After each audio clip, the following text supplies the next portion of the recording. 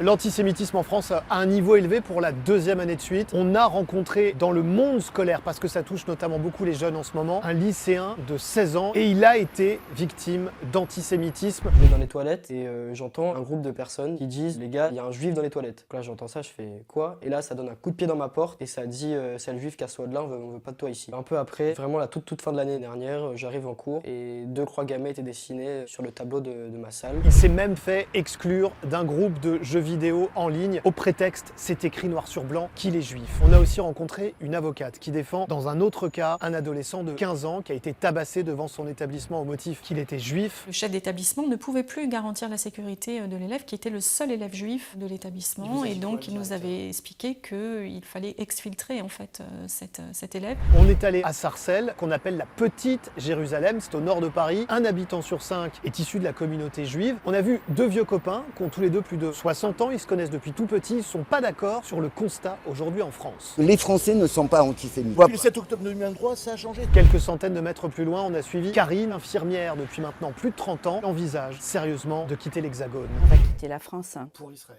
pour Israël. J'ai 2 frères qui vivent en Israël et ils me disent on a peur pour vous. Le CRIF, le Conseil représentatif des institutions juives de France, considère qu'il y a eu en 2024 plus de 1500 actes antisémites. Il faut savoir que la justice condamne de plus en plus fermement ces actes.